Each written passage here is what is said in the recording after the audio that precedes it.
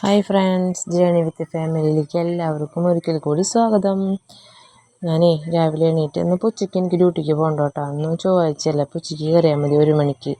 അപ്പോൾ പിന്നെ എന്തായാലും എണീക്കണം രാവിലെ തന്നെ, കാരണം അവർക്ക് സ്കൂളിൽ പോകണ്ടേ. അപ്പോൾ ഇത് രാവിലെ എണീറ്റു, ചോറ് അരിയിട്ടു, ചായ വെച്ചു. അപ്പോൾ ഞാൻ പരിപ്പും തക്കാളിയും വെക്കാമെന്ന് വെച്ചിട്ട് പരിപ്പെടുത്ത് കുഞ്ഞു കുക്കറിലിട്ടു കേട്ടോ, വേവിക്കാനായിട്ട് വെച്ചു. എന്നിട്ട് പിന്നെ അത് വെന്തപ്പോൾ ഡവറയിലേക്ക് മാറ്റി തക്കാളിയൊക്കെ ഇട്ടു. എന്നിട്ടിപ്പോൾ ഞാൻ അതിലേക്ക് നാളികേരം അരയ്ക്കണ്ടേ, നാളികേരം ഉള്ളിയും പച്ചമുളകും കൂടി അരച്ച് അതിലേക്ക് ഒഴിച്ചു. തുണ്ട് മുളക് പൊടി ഇട്ടു, മഞ്ഞൾപ്പൊടി ഉപ്പൊക്കെ ഇട്ടു, പാകത്തിനിട്ട് അതിനെ ഒഴിച്ചു കേട്ടോ.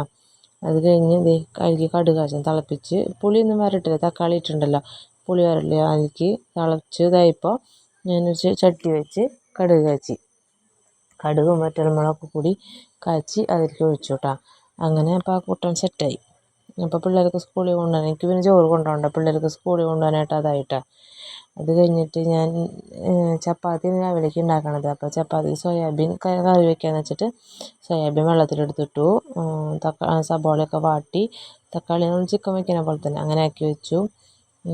പിന്നെ അങ്ങനെ ആക്കി വെച്ചു, സോയാബീൻ കറി വെച്ചു. അപ്പോൾ ചപ്പാത്തിയിലേക്ക് കുറച്ച് ചപ്പാത്തി 4 എണ്ണം, കറക്റ്റ് 4 ചപ്പാത്തി ഉണ്ടാക്കി. അപ്പോൾ അതിലേക്ക് സോയാബീൻ കറി വെച്ചത് കഴിക്കാൻ വെച്ചു. ഇതാണ് നമ്മുടെ അടുക്കളയിലെ കോലം ലാസ്റ്റ് ആയിപ്പോട്ടാ.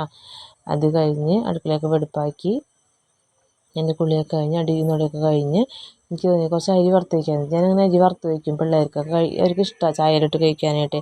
അപ്പോൾ അരി കുറച്ച് വറുത്ത് വെച്ചു. അത് കഴിഞ്ഞപ്പോൾ നാളികേരം ഉടച്ച് ചെറിയതുണ്ടായിരുന്നില്ല, അതും ശർക്കര കൂടി കുറച്ചെടുത്ത് പൊടിച്ച് വെച്ചു. അതങ്ങനെ